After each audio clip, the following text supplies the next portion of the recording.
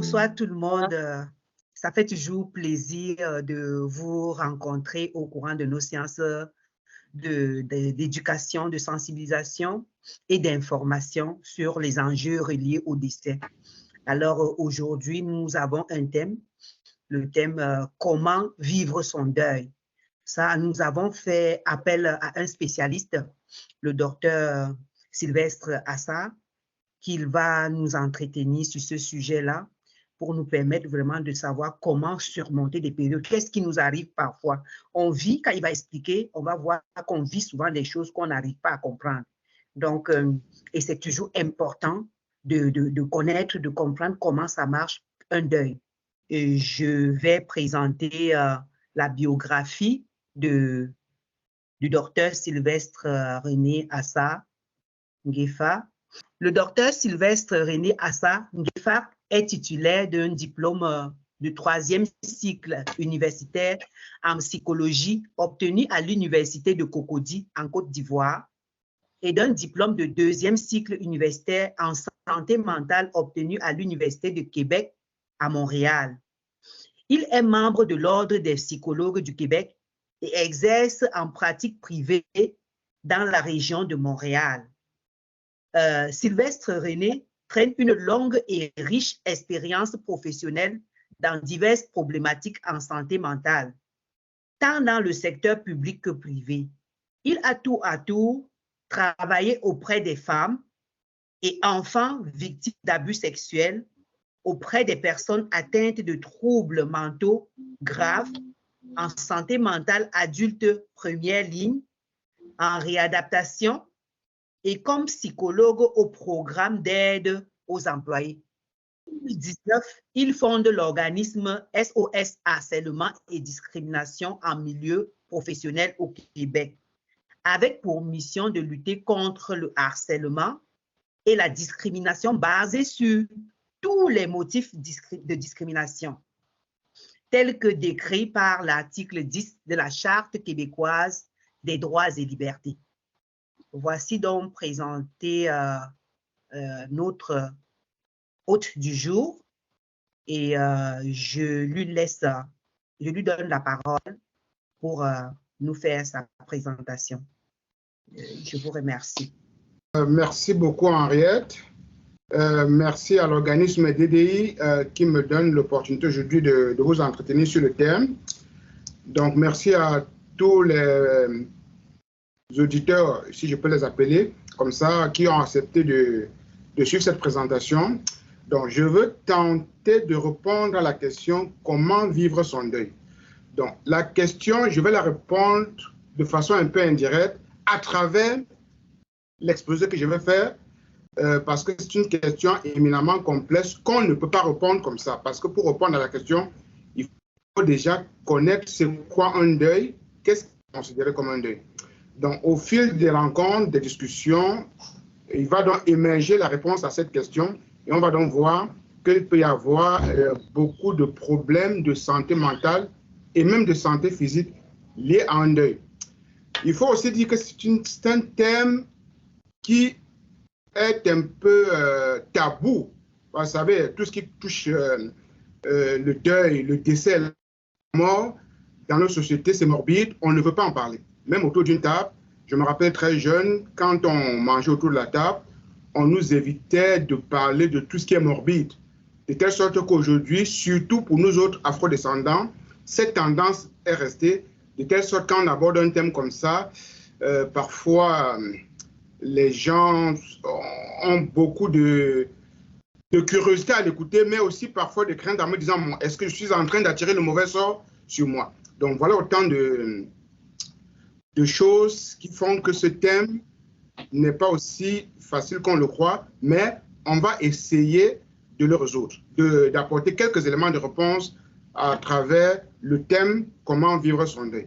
Donc, on va donc commencer par définir le deuil en psychologie. Qu'est-ce qu'un deuil? Le deuil désigne la période au cours de laquelle une personne éprouve de la tristesse ou de la douleur à la suite de la perte d'un être cher, comme un parent, un enfant, un conjoint, une conjointe, un ami, un frère, un proche, etc.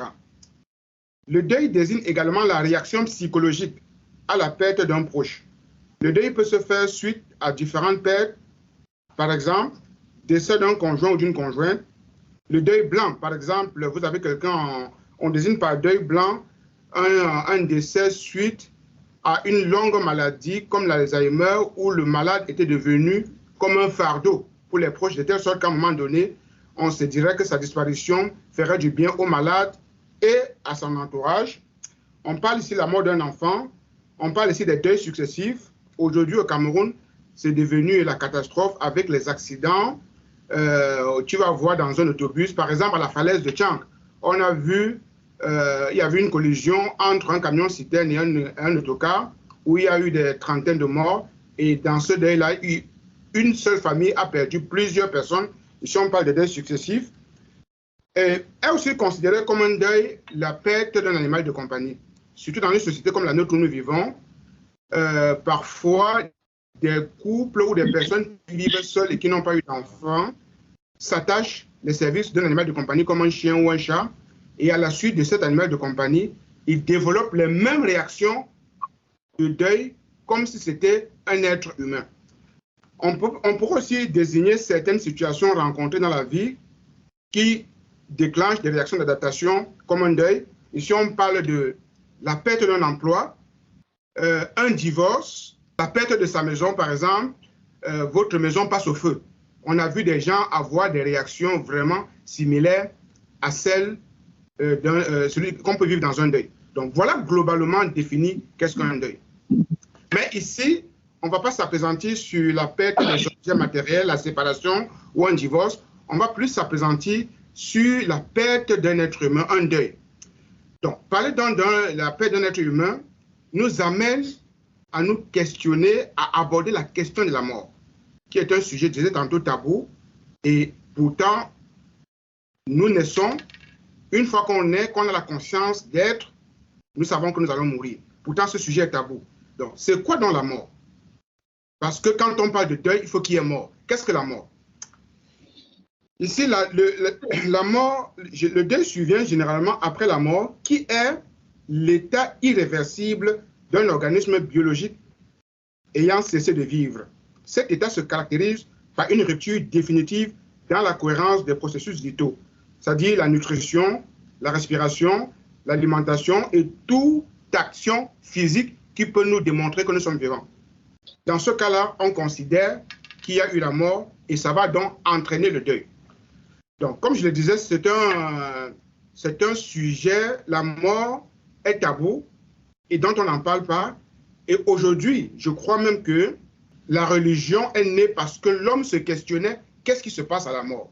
La philosophie est née parce que l'homme voulait répondre à la question de la mort. C'est une question existentielle, fondamentale, pour laquelle l'homme a toujours cherché à savoir, dans nos sociétés traditionnelles, on a toujours voulu savoir qu'est-ce qui se cache dans l'au-delà. À tel point que, aujourd'hui, au XXe siècle, au XXIe siècle, s'est développé un mouvement intellectuel qu'on appelle le transhumanisme, qui veut chercher à rendre l'homme immortel. Bon, déjà, il y a une sorte d'immortalité que la religion prône, parce que pour ceux qui sont croyants, surtout les religions monothéismes comme l'islam, le judaïsme, le christianisme, on croit que cette vie n'est qu'un passage et que, une fois que nous décédons, on engage une nouvelle vie. Et c'est pour cela que toute sa vie, on croit, pour ces religions monothéistes, on croit que la vraie vie commence lorsque le corps physique disparaît. Donc, je vais vous définir brièvement c'est quoi le transhumanisme, cette idéologie qui veut prôner l'immortalité, autrement dit, qui veut vaincre la mort. Le transhumanisme est un mouvement culturel et intellectuel international prônant l'usage des sciences et techniques afin d'améliorer la condition humaine par l'augmentation des capacités physiques et mentales des êtres humains et supprimer le vieillissement et la mort. Le transhumanisme repose sur le NBIC, entendez par là N pour nanotechnologie, B pour biotechnologie, I pour informatique et C pour sciences cognitives, autrement dit l'intelligence artificielle.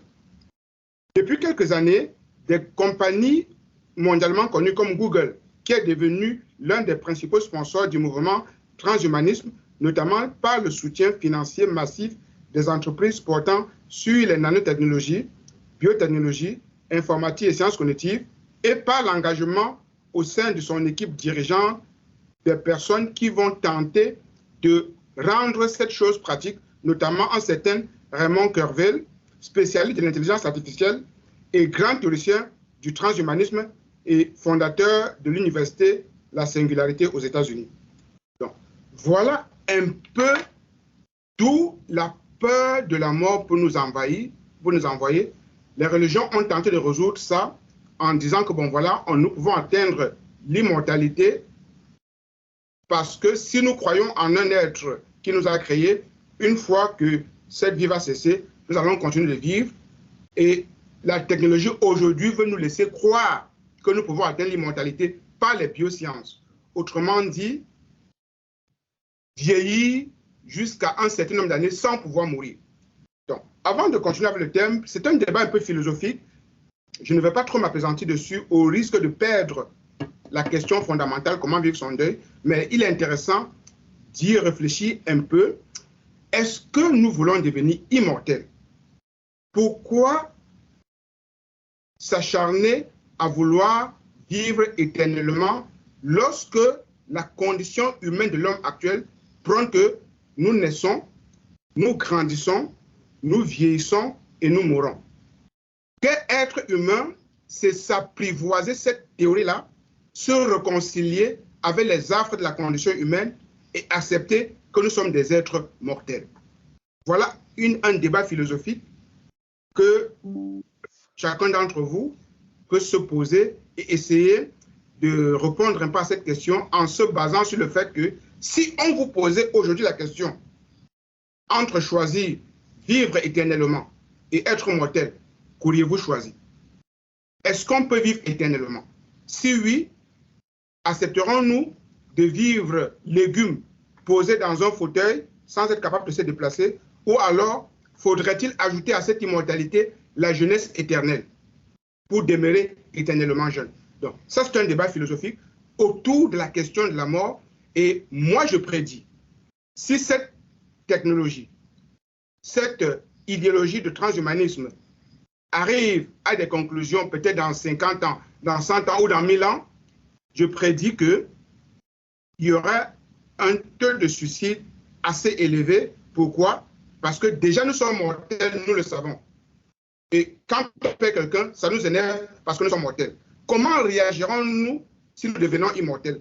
Ça veut dire qu'on sera assis quelque part dans un bunker pour éviter tout ce qui pourrait nous faire perdre cette immortalité. Donc c'est une vie infernale. Donc, je clôt le débat. On va continuer avec la suite de notre thème. Donc, revenons donc sur... On a donc amorcé un peu la mort. On sait que nous sommes mortels, mais pourquoi ça nous fait mal quand quelqu'un décède alors que nous sommes mortels? On va donc voir ce qu'on appelle les étapes du deuil. Les étapes du deuil. On perd quelqu'un, généralement, on doit faire face à différentes étapes pour essayer de compléter notre deuil. Et ces étapes sont au nombre de 7 étapes. Je vais les lire entièrement avec les définitions pour qu'on comprenne que c'est très important, lorsque nous perdons quelqu'un, que nous puissions passer à travers toutes ces étapes-là. La première étape, c'est le choc. Ça veut dire quoi? La première émotion lors de la perte de notre chair est le choc. C'est lui qui va déclencher le processus de deuil. Cette courte période suit directement l'annonce du décès. La personne peut apparaître sans émotion, comme figée. Parfois, vous allez voir quelqu'un, on l'appelle souvent dans nos cultures afrodescendantes, lorsqu'il y a un être, que ce soit de mort naturelle ou que ce soit accidentel, comme c'est le cas dans beaucoup de nos pays avec les routes qui sont très accidentogènes et très mortifères, on va trouver un moyen détourné au lieu de vous annoncer directement au risque de vous choquer. C'est un peu la phase où l'endeuillé rentre en contact avec les nouvelles. Parfois, si vous êtes au travail, on va vous appeler, on dit, bon voilà, rentrez rapidement parce qu'on a une petite urgence à la maison, on a un dégât d'eau, on va détourner le sujet. C'est quand vous arrivez, quand vous lance l'information, et vous allez voir, les gens sont comme figés, ils disent, mais non, c'est pas vrai, vous blaguez. C'est cette étape. Passé cette étape, on a une deuxième étape qui est le déni. Donc, c'est un mécanisme de défense, je vais essayer d'utiliser moins de mots techniques pour que mon langage soit accessible, mais de temps en temps, ça reviendra. C'est un mécanisme de défense qui est le refus de croire à l'information. Le déni est une façon d'éviter la douleur, de nier la réalité. Cette étape ne dure généralement que peu de temps, mais peut se prolonger chez certaines personnes. Donc, j'avais vu comme ça un pasteur qui avait laissé croire à quelqu'un qui était dans le déni qu'il allait faire ressusciter sa personne. Et puis on a mis la personne à la maison, on priait 24 heures sur 24 en espérant que la personne ressuscite. Donc voilà une situation où, passé l'annonce de la nouvelle, on est constamment dans le déni. Donc cette phase-là va se suivre avec une autre phase qui est la colère. Une fois qu'on sort du déni et qu'on commence à croire que vraiment c'est arrivé, il va nous envoyer la troisième étape qui est la colère. La colère, c'est la confrontation avec les faits et la réalité engendre un sentiment. La confrontation avec les faits et la réalité engendre un sentiment de colère. C'est le cas notamment à partir du moment où l'on voit le corps du défunt. Le déni n'est plus envisageable parce qu'on voit effectivement que la personne est là. On la voit posée quelque part. Soit au salon funéraire, en Afrique, on va même ramener le corps à la maison pour voir, pour que les gens évitent la phase du déni. On parle ici d'un décès brutal là, parce que bon, les services de santé ne sont pas organisés de telle sorte qu'on ramène le corps directement dans un salon funéraire ou à la mort. Parfois, ça va faire le détour là où la personne habitait avant d'aller à la mort. Et cette phase-là, donc, va être suivie d'une colère. On ressent alors une sensation d'injustice et une colère peut se porter sur soi-même ou sur les autres avec l'apparition de nombreuses émotions comme le remords, le dégoût ou la répulsion. C'est également une phase de marchandage où l'on désire remonter dans le temps pour changer ses actions et inverser la situation. Donc parfois, on parlait ici de culpabilité où on est dans la colère, on se dit, mon Dieu, c'est là où vous allez entendre des expressions que si j'avais su, je n'aurais pas laissé prendre cette voiture. J'ai eu comme un sentiment qu'il allait arriver quelque chose. Et là, on va se rendre coupable d'avoir eu ce sentiment, mais de n'avoir rien fait. En ayant le remords ou le sentiment qu'on peut remonter 2 jours ou 3 jours ou 1 heure avant pour essayer de dévier cette personne vers, si c'est quelqu'un qui est décédé par un accident, on s'est dit, bon voilà, on aurait pu l'amener à prendre telle voiture ou telle autre, et voilà, on est un peu dans cette phase-là. Donc, la 4e étape du deuil est la dépression et la tristesse. Quand la colère s'est apaisée, la personne en deuil souffre de l'absence de l'être cher et perd ses repères. C'est un stade de désespoir. Cette étape qui signe l'acceptation du décès. Après la perte d'un être cher, on peut tomber en dépression, mais c'est normal. On peut sentir un vide intérieur, c'est normal. On peut avoir le goût de ne pas se lever le matin et d'aller travailler, c'est normal. Mais à condition, et je vous expliquerai la différence tantôt entre un deuil normal et un deuil pathologique, comment la dépression, si elle s'installe durablement, peut devenir les signes qu'il y a quelque chose qui est en train de se passer. Maintenant, passer la 5e étape, c'est la résignation. La résignation est l'étape de la perte de l'espoir. La personne en deuil abandonne sa lutte pour le changement de sa situation et éprouve des difficultés à se projeter dans le futur. Elle se résigne. Donc, je parlais tantôt que l'étape de la dépression peut être normale. Ça veut dire que généralement, quand on parle de dépression, c'est démotivation avec le travail, perte d'appétit, découragement, comment dire ça, on n'a pas d'énergie. On n'a pas d'énergie. Donc, lorsqu'on sort de cette phase-là et qu'on est dans la résignation, ça veut dire qu'on réalise enfin qu'il y a eu la peine d'être cher, mais après tout, il va falloir continuer de vivre pour le bien des enfants que nous avons ou bien pour notre entourage. La 6e étape est l'acceptation. Cette étape n'est pas à négliger et il ne faut pas baisser sa garde. La personne accepte la perte et réussit à se remémorer des bons comme des mauvais souvenirs. Elle apprend à vivre différemment et reprend confiance en elle. Donc, vous voyez que la résignation et l'acceptation, c'est deux étapes quand même proches. On se résigne, on accepte et puis on dit, bon voilà, il faut continuer de vivre. Et enfin, la 7e étape, c'est la reconstruction.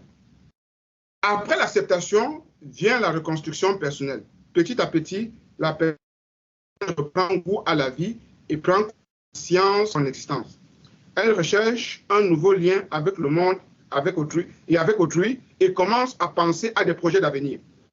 La personne endeuillée retrouve peu à peu son énergie, ses capacités et peut réorganiser sa vie. Donc, voilà donc brièvement décrit les 7 étapes du deuil. Si je me résume sans plus nommer les définitions, on parle du choc, première étape, deuxième étape, le déni, troisième étape, la colère, quatrième étape, la dépression, cinquième étape, la résignation, sixième étape, l'acceptation, septième étape, la reconstruction. Donc, maintenant, à travers ces étapes, il y a ce qu'on appelle le deuil normal. Un deuil normal va se dérouler dans une période relativement compréhensible. Par exemple, quelqu'un qui a perdu sa mère, et souvent, la durée d'un deuil dépendra de nos relations avec la personne décédée. Est-ce qu'il s'agissait de notre enfant, de l'enfant de ma tante, d'un cousin, d'une cousine, d'un parent ou d'un parent, âgé ou non âgé, dépendamment des liens de sang ou bien des liens d'amitié ou de l'attachement qu'on avait avec la personne, le deuil normal va se déterminer. On n'a pas une période fixe. Chez certaines personnes, ça peut durer 2-3 mois. Mais si c'est un enfant, les cas les plus compliqués, c'est les deuils d'enfants. On appelle ça en psychologie un deuil périnatal, où on perd un enfant. Donc, je vais donc donner ici brièvement la définition du deuil normal. Au cours d'un deuil normal, on peut observer des pleurs, du chagrin, une perte d'appétit, un sommeil perturbé, des cauchemars, une fatigue exacerbée, mais il n'y a pas d'idées noires, autrement dit d'idées suicidaires. Il n'y a pas de ralentissement des déplacements et des idées, de culpabilité morbide, même s'il est possible de se reprocher de ne pas avoir assez fait pour sauver la personne. Donc, ça, c'est un deuil normal. Ça pourra donc se dérouler et après ça, va toujours suivre la phase, la 7e étape que j'ai donnée tantôt, la reconstruction. On sait donc qu'un deuil est presque terminé lorsque la personne endeuillée se reconstruit. Par exemple, si c'est un chef d'entreprise, il va reprendre le bâton de commandement pour diriger son entreprise. Si c'est un travailleur, après une certaine phase où on était comme abattu, on va reprendre le travail. Si c'est un parent, on va dire, bon, voilà, on va se reconstruire pour les enfants, les autres enfants que nous avons. Donc, parallèlement à ce deuil normal, il y a ce qu'on appelle le deuil pathologique. Et c'est là où la notion de faire son deuil prend beaucoup d'ampleur.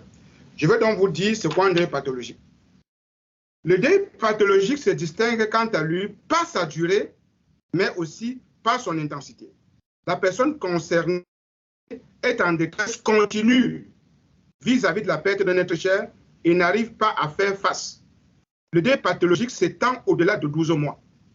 Parmi les signes à relever, on peut noter les signes suivants. Des états anxieux et dépressifs quasi permanents. C'est-à-dire, vous vous levez le matin, vous êtes triste, vous vous couchez le soir, vous êtes triste. Avec des idées qui vous tournent, des ruminations anxieuses. C'est-à-dire, constamment, vous revoyez le film de la vie de cette personne défiler dans vos yeux. Vous pouvez y repenser. Si c'est un enfant, parfois, j'ai vu des parents, même plusieurs années, garder la chambre de l'enfant. C'est pour ça que je disais tantôt que la perte d'un enfant est toujours difficile. Des parents qui avaient la chambre gardée intacte, comme si l'enfant allait revenir. Donc, entre autres, on peut aussi avoir un traumatisme de la séparation, un sentiment d'un avenir sans but, un ralentissement des gestes, une culpabilité exacerbée, je réitère là-dessus. La plupart du temps, la culpabilité, et je vous expliquerai peut-être un peu tantôt, la culpabilité est très, très, très grande. surtout chez nos compatriotes les Québécois. Je le dis ça parce que je viendrai tantôt sur la notion du deuil culturel en Afrique. Ici, là, vous connaissez comment ça marche.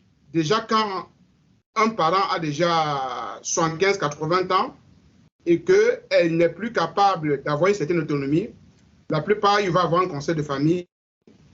Les enfants vont se réunir, on va placer la personne dans un CHSLD et parfois, les enfants n'y vont que 2 fois l'année.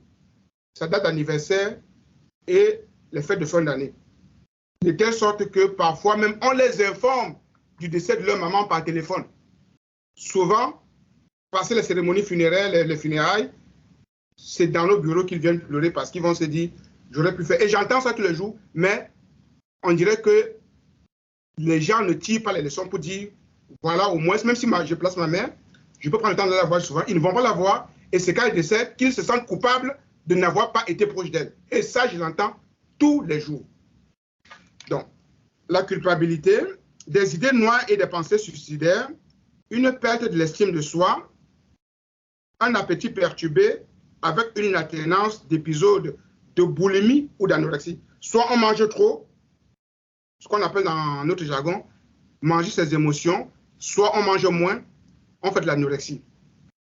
Des troubles physiques et psychologiques comme chez certaines personnes vont développer des maladies de la peau, des ulcères, et ils vont développer de l'eczéma. Et dans certains cas, on a pu établir un lien entre certaines formes de cancer et des deuils compliqués.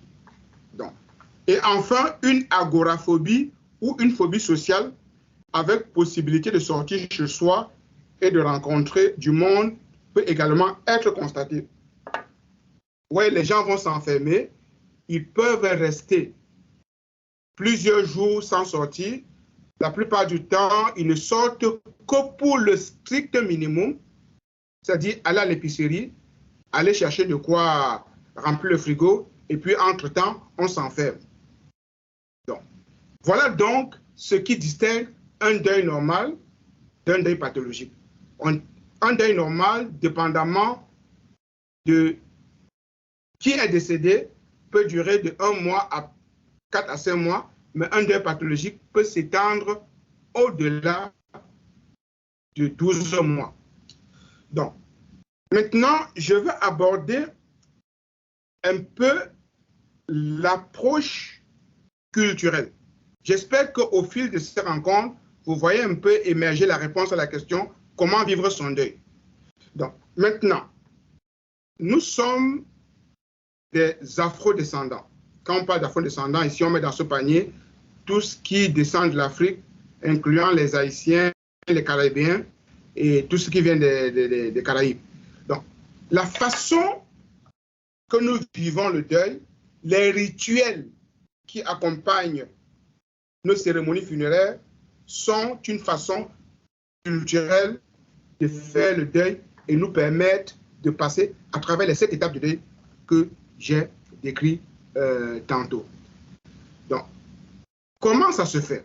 Je vais vous lire un peu quelques petits extraits. Comment ça se fait en Afrique? Donc, on sait que les deuils sont très théâtraux. Il y a une sorte de théâtralisation, les pleurs. Parfois même, dans certaines cultures, on va recruter des pleureuses. On va recruter des pleureuses pour venir donner plus d'emphase au deuil. Donc, je vais vous faire une petite lecture de l'approche culturelle du deuil en Afrique. Les obsèques africaines peuvent durer plusieurs jours, voire même plusieurs semaines. Pour l'occasion, les familles endeuillées mettent tout en œuvre pour que les adieux soient exceptionnels. La tradition veut que l'on invite tout le village à un repas aux derniers hommages rendus aux défunts. Sur le continent africain, les rites varient d'un pays à l'autre, dépendamment de la religion, qu'on soit chrétien, musulman, animiste, et dépendamment aussi des rites et des traditions descendant des choses qui se pratiquent dans cette culture depuis la nuit des temps. Mais on peut tout de même noter que certaines pratiques sont communes. Dans tous les pays d'Afrique subsaharienne, le décès a une importance majeure et les cérémonies d'obsèques sont donc généralement des grandes occasions de se rassembler. J'ai toujours dit ça, en Afrique, il y a deux événements qui rassemblent et qui parfois réconcilient les familles. Les naissances et les décès. Parfois, vous allez voir des familles qui sont en chicane, qui sont en conflit, qui ne se parlent pas, mais parfois, à l'occasion d'un deuil, c'est là où on profite de cela pour tenir certaines assemblées et faire la paix autour du défunt qui est là. Et parfois, on se réjouit en disant qu'il aurait fallu que cette personne décède pour que la paix revienne dans la famille. D'où l'importance de vivre ces cérémonies-là. Pour quelqu'un qui vit même ici, par exemple, qui perd un être proche, parfois, de prendre un arrêt de travail et d'aller faire son deuil est toujours éminemment important pour cette personne. Et ça me permet de faire le parallèle. Par exemple, qu'est-ce que j'ai remarqué ici au Québec? Un décès, quelqu'un qui perd un être proche, sa mère par exemple. Vous travaillez pour une compagnie, je prends un exemple, Bombardier sans publicité. On vous donne 3 jours de congé. Par exemple, vous allez continuer de travailler, mais le jour où vous annoncez à votre employeur que vous avez les funérailles de votre mère cette fin de semaine, on va vous donner 3 jours. Mercredi, jeudi, vendredi. Vous prenez congé. Le samedi, vous allez au salon funéraire, on fait toute la cérémonie, et puis soit on enterre ou on incinère, et puis le lundi, vous retournez travailler. Voilà comment généralement ça se passe. Est-ce que vous croyez qu'en 3 jours, quelqu'un qui a perdu un être aussi cher que ses parents ou un frère ou une soeur peut vraiment épuiser, liquider toutes les émotions qui peuvent être dues à la perte d'un être? Je pense que non. D'où vraiment l'importance de nos cultures. Parfois, on peut critiquer nos cultures, mais dans les processus des rituels que beaucoup de gens ne comprennent pas, on vit à travers ce rituel, ce rite funéraire-là, un processus de deuil qui te permet de savoir que déjà, tu as du soutien, et de deux, au sortir de là, tu sens que tu as fait ton deuil. Dans la quasi-totalité des pays d'Afrique subsaharienne, le décès est vu comme une occasion de réunir l'ensemble de la communauté. Tous les décès donnent lieu à une veillée funèbre, première étape des rites funéraires. On le fait même ici au Canada. Nous, on fait les veillées ici. En général, dans les villages, et la première étape des rites funéraires, en général, dans le village du défunt. Ce dernier est alors accompagné par toutes les personnes qu'il connaissait dans son voyage vers l'au-delà. La veillée funèbre et l'ensemble de la cérémonie qui suit sont à la fois l'occasion de lui rendre hommage, mais aussi de marquer le statut social du défunt.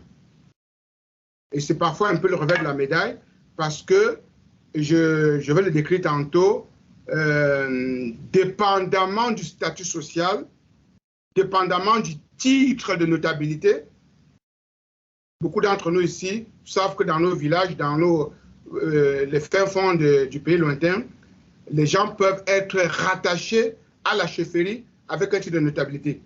Dépendamment de votre statut social, on parle ici d'un haut cadre dans la fonction publique, dans l'administration, ou alors de votre titre de notabilité, les gens vont démontrer qui vous étiez de votre vivant. Et les cérémonies d'obsèques dépendent donc du statut social du défunt. Le décès d'un homme d'affaires, par exemple, donnera lieu à une cérémonie plus importante que celui d'un enfant. Pour marquer l'importance du défunt au sein de sa communauté, tous les moyens sont bons. On choisit un cercueil et un monument funéraire imposant. Parfois, même on doit fabriquer des badges, faire des t-shirts, faire des banderoles à l'image, à l'effigie du défunt.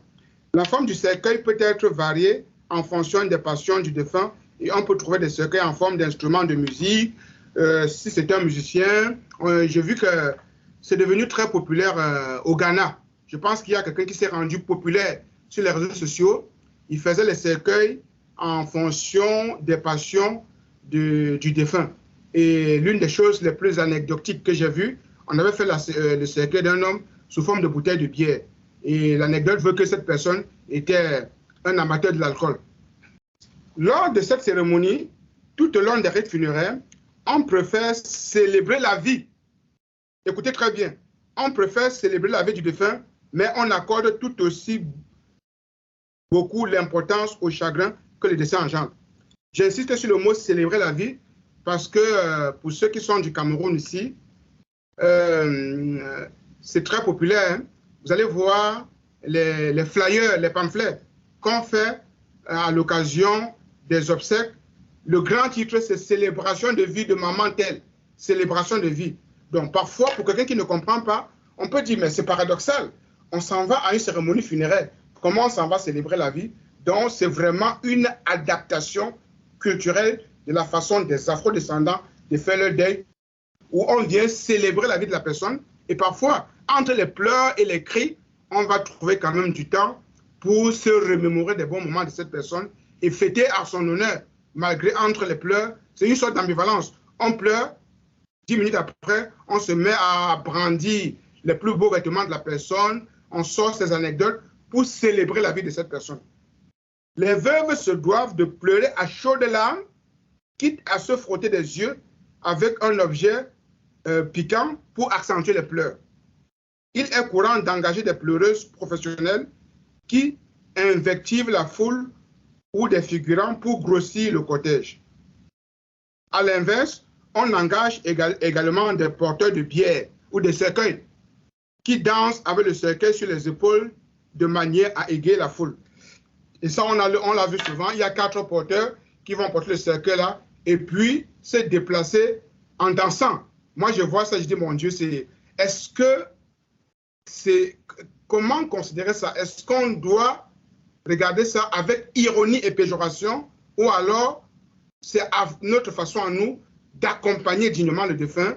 C'est notre culture, c'est la tendance actuelle. Vous allez voir 4 porteurs tout habillés en blanc, parfois avec des képis, porter le cercueil et danser sur une musique vraiment ambiante, dans un cercueil parfois, même si le défunt, parfois, il n'était pas très riche, mais on va dépenser beaucoup d'argent pour trouver le dernier cri de cercueil, parce qu'on veut comme ça célébrer la vie de cette personne.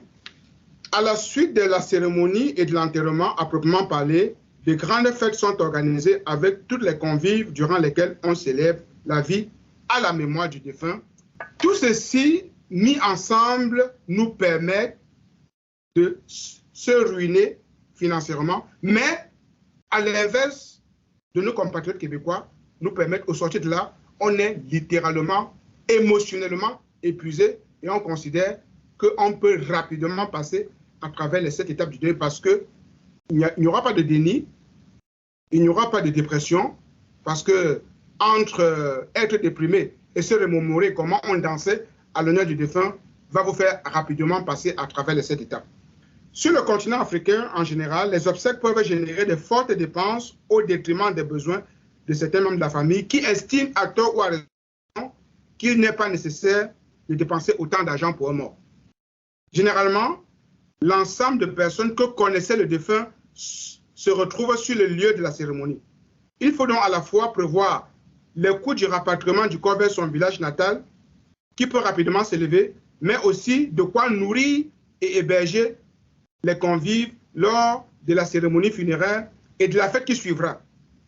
Les pleureuses et figurants ont également tendance à se regrouper et à proposer différentes prestations. Pleurs simples, cris, accusations de personnes dans la foule, etc. Ainsi, afin d'insister sur le statut social du défunt, les familles n'hésitent pas à contracter des prêts sur plusieurs années, voire plusieurs décennies, pour pouvoir organiser des cérémonies funéraires dignes et impressionnantes en l'honneur du défunt. Le marché des assurances obsèques, des assurances vie, des assurances de rapatriement s'est donc rapidement, considérablement développé ces dernières années.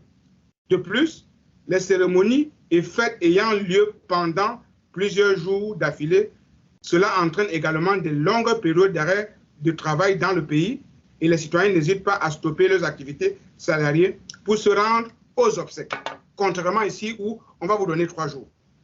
Donc, voilà globalement à travers cet exposé, j'espère que vous voyez émerger comment vivre son deuil. Donc, pour conclure, je veux donc dire ceci. Nous autres qui vivons dans ce pays où tout le monde court, on n'a pas toujours l'occasion de se réunir assez rapidement, comme après le deuil. Je parle après le deuil, lorsque la personne est enterrée, parfois toutes les personnes qui étaient proches de vous, chacun retrouve ses activités. La même attention que vous avez eue pendant le décès, vous risquerez la perdre 2, 3, 4 semaines, 1 mois après, vous donnant le sentiment que vous êtes seul. Qu'est-ce que j'ai toujours dit? N'hésitez pas à parler, si vous vivez des émotions nocives, à parler à votre médecin. Ici au Québec, j'ai déjà dit, si nous autres croyons que voyons un psychologue veut dire qu'on est fou, les médecins sont aussi formés que nous les psychologues pour faire de la psychothérapie. Malheureusement, parfois, ils n'ont pas assez de temps pour vous écouter. La plupart, quand vous commencez à parler beaucoup, ils vont vous faire référence, allez voir un psychologue. Donc, qu'est-ce que je peux donc conclure en disant? Si vous sentez que vous n'arrivez pas à passer à travers votre deuil, n'hésitez pas, parlez-en à votre psychologue. Beaucoup de travailleurs ici, là, ont ce qu'on appelle les programmes d'aide aux employés, où vous avez 6 à 10 séances pour consulter un psychologue par année. Combien d'entre nous le prennent? Beaucoup d'entre nous ont des assurances pour voir un psychologue. Combien consultent en utilisant les assurances? Beaucoup ont des médecins de famille. Combien prennent le temps de dire à les médecins de famille, je vis des émotions, je sors d'un deuil, je n'ai pas eu assez de temps de faire mon deuil. Combien de personnes en parlent? Donc, autrement dit, ne restez pas fermés. Il n'est pas dit qu'on est fou si on va voir un psychologue. Et si vous estimez que c'est encore trop tabou et que vous n'avez pas l'occasion de parler à un psychologue, parlez à votre médecin. Si vous avez un médecin avec qui vous avez des bons liens, posez la question, dites bon voilà, parce que la question aussi peut être parfois purement pharmacologique. Peut-être si vous avez de l'insomnie, vous faites des cauchemars, au-delà de la psychothérapie, si vous n'avez pas le temps d'aller vous asseoir 1 fois par semaine, parlez avec un psychologue, il peut vous prescrire un anxiolytique, un antidépresseur ou un somnifère qui va réduire ces symptômes et vous permettre de retrouver une vie normale après la perte d'un être cher. Donc, merci beaucoup, docteur. Je pense que c'est vraiment édifiant pour nous autres, moi particulièrement qui traverse une période de deuil, parce que j'ai perdu ma petite sœur le 14 juillet 2023. Et vraiment, j'avais hâte d'écouter cette séance personnellement. Donc, je pense que j'ai toutes les réponses à mes questions et je sais quelles sont les ressources qui sont disponibles pour moi désormais au cas où je reste dans une contexte et toutes les étapes qui ont été décrites. Si quelqu'un aussi a une anecdote, un témoignage, une situation personnelle à partager, au lieu d'une question, c'est quelqu'un aussi, j'apprécie Henriette, vous avez fait un petit témoignage, c'était pas long, mais vous avez parlé c'est assez personnel, hein, du décès de votre sœur. Ben, j'estime aussi que si il n'y a pas de question, si quelqu'un a une anecdote, une histoire personnelle à partager, c'est aussi l'occasion d'échanger à propos. C'est clair, ça c'est certain qu'en partageant également, on se soulage, on se libère aussi. Moi, je voulais dire merci à M. Sylvestre pour son exposé. Vraiment, c'était très apprécié. Moi, c'est pas un deuil très, très proche, mais c'est un ami qu'on a perdu le 22 juillet passé. Et c'était difficile pour mon époux en particulier parce que c'était un ami très proche de lui. Et pour la petite anecdote, il aimait souvent dire « Vivons intensement notre vie. Vivons intensement notre vie. » Et donc, pendant qu'on est vivant, c'est l'occasion de faire des bons choix. Et puis, c'est ça. Merci Edwige. Il faut vivre intensement sa vie également parce qu'on ne sait ni le jour ni l'heure, donc il vaut mieux profiter vraiment.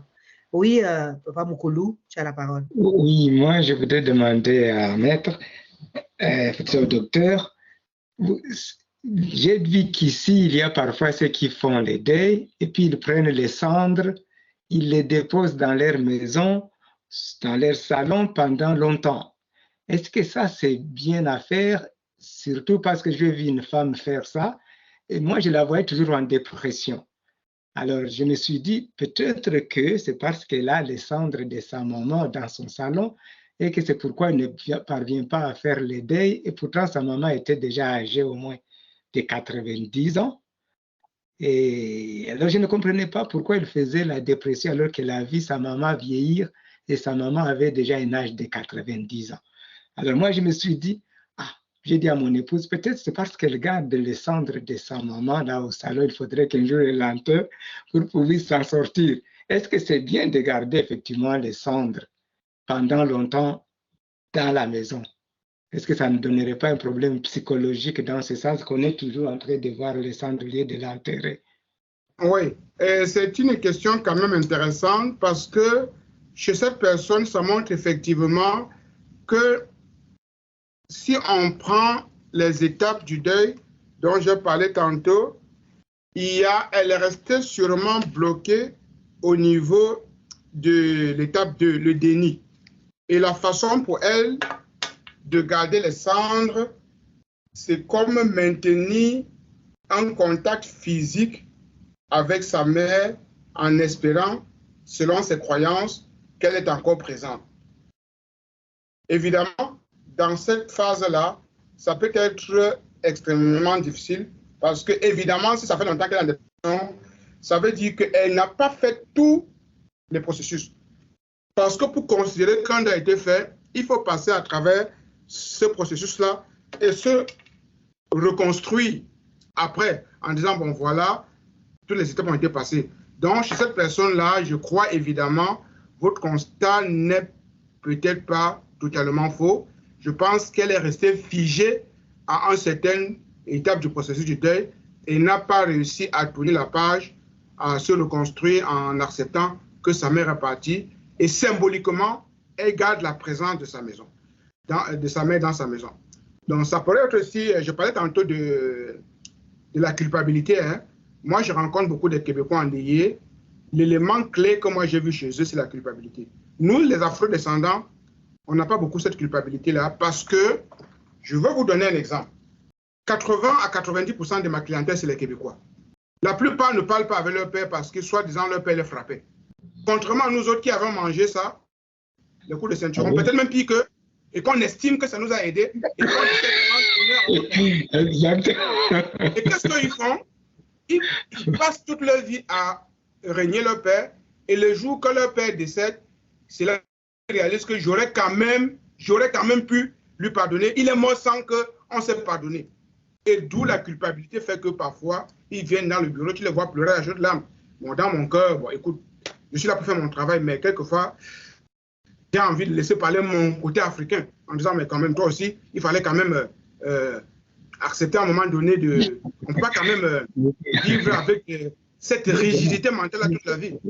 Et l'une des choses, d'ailleurs, dans notre profession, qu'on nous apprend, et toutes les personnes qui travaillent dans la relation d'aide, que ce soit enseignants, infirmières, médecins, psychologues, travailleurs sociaux, si vous n'êtes pas capable d'avoir de la souplesse émotionnelle, si vous n'êtes pas capable de faire preuve de souplesse, de mettre de l'eau dans votre vin, dans les relations interpersonnelles, un jour, vous allez lutter avec un patient. Parce qu'il y a des patients, surtout ceux qui sont infirmiers ou infirmières ou préposés aux bénéficiaires, il y a des patients qui vous poussent à bout. Et il faut que vous soyez capable d'avoir cette régulation. Or, les Québécois, toute leur vie, n'ont pas la régulation, surtout vis-à-vis de leurs proches à qui ils prétendent qu'ils ont été bastonnés ou abusés. Donc, je me suis extrapolé un peu, mais c'est juste une question à votre réponse en disant qu'effectivement, dans le cas que vous me racontez, ça semble être évident que le deuil n'a pas été complété. Ok, merci. Elle dit, je voulais savoir si le deuil, attendez, si le deuil peut aller plus de 10 ans. Oui. Bon, écoutez, c'est quand même un deuil au-delà de 12 mois, C'est vrai que quand on perd quelqu'un, surtout de façon tragique, ici je parlais des deuils d'enfants et des deuils survenus par accident de circulation. On sait que nos routes sont très accidentogènes et que beaucoup de gens vivent des deuils dont ils n'arrivent jamais à se remettre. Mais au-delà de 10 ans, vraiment, il y a un sérieux problème qui nécessite que... Il y a des gens qui ne se sont jamais remis d'un deuil et qui sont même finalement partis avec, soi-disant, aller rejoindre l'autre personne décédée. Donc, au-delà de 10 ans, on peut considérer que vraiment, c'est un des rares cas de deuil très pathologique et nécessitant vraiment, même surtout dans un contexte comme celui-ci où nous vivons, une prise en charge, ou alors dans un contexte un peu comme africain, nécessitant que la société fasse quelque chose de façon communautaire pour assister cette personne. Parce que dans les définitions, c'est vrai que ce n'est pas coulé dans le béton, on est ici en sciences humaines, on parle d'un deuil qui dure plus de 12 mois est considéré comme pathologique. Mais parler de 10 ans, ça veut dire qu'il y a quelque chose qui vraiment est fortement ancré et qui n'arrive pas vraiment et que la personne n'arrive pas vraiment à décrocher. Donc, c'est vraiment au cas par cas, mais si tel est le cas, rapidement, il y a une urgence à agir en allant voir des professionnels de la santé. Elle a posé une autre question, docteur. Elle dit qu'elle a des problèmes de connexion. Elle dit que quels sont les symptômes d'un deuil pathologique? Et je vais compléter sa réponse, docteur, avant que vous ne lisez. Elle dit que j'ai perdu mon père très jeune et j'ai sérieusement l'impression que je n'ai jamais fait ce deuil. Ça, c'est la suite de sa question. Elle avait quel âge? Et de deux, généralement, la culture bamileke en Afrique, au Cameroun, à laquelle j'appartiens, a une réponse communautaire, traditionnelle, rituelle à ce genre de choses-là. Chez les bamileke, par exemple, il y a une cérémonie qu'on appelle les funérailles, qui en réalité n'est pas les funérailles dont on parle, parce que généralement, le terme français, quand on dit funérailles, c'est l'enterrement de quelqu'un et toutes les cérémonies qui suivent l'enterrement. Mais chez les bamileke, quand on parle de funérailles, c'est une cérémonie en l'honneur de quelqu'un qui est décédé il y a de cela 10, 15, 20 ans. Parfois, j'ai vu des cérémonies. En fait, le vrai nom en français serait comme in memoriam, qu'on voit souvent, ou alors cérémonie à la mémoire. Donc, je vais donc faire le parallèle comment? La plupart du temps, un père qui est décédé et que ses enfants étaient jeunes et qui n'ont peut-être pas eu le temps de faire leur deuil, on va attendre que ces enfants-là grandissent, avoir 15, 20, 30 ans. Il y a des deuils qu'on gagne, il y a des funérailles qu'on va faire 20 ans après. Ça veut dire qu'un enfant qui avait 2 ans est rendu à 22 ans. En ce moment-là, tu comprends mieux c'est quoi le sens de la mort. Quand on dit qu'elle est irréversible, que la personne partira et ne reviendra plus jamais. Donc, en ce moment-là, on va faire un ensemble de cérémonies festives. Mais, durant les cérémonies festives, on va trouver une heure durant les funérailles pour pleurer. J'ai jamais compris ce phénomène-là. Vous allez voir, on est en train de faire cette cérémonie-là et subitement, on entend cette phrase-là pour pleurer tous les morts de la famille et les gens pleurent. Et c'est ça qui me donne souvent dans la culture africaine. Des gens qui étaient festifs tantôt en train de faire des danses traditionnelles, vous allez voir des gens pleurer subitement, ils se remettent dans le deuil et pleurent à chaudes larmes et après 1 heure, on arrête encore ça pour continuer les cérémonies en la mémoire du défunt. Donc pour moi, je ne sais pas si elle s'appelle Christine, elle voulait poser cette question. Est-ce qu'elle a eu le temps de faire son deuil? Est-ce que cette cérémonie-là en l'honneur de son père a déjà été faite? Est-ce que souvent elle va, est-ce que même de façon personnelle, elle avait quel âge quand son père mourait? Est-ce que de façon personnelle, elle est déjà allée peut-être organiser comme une cérémonie en l'honneur de son père? Donc, tous ces éléments-là, c'est pourquoi je dis le deuil dans le contexte africain.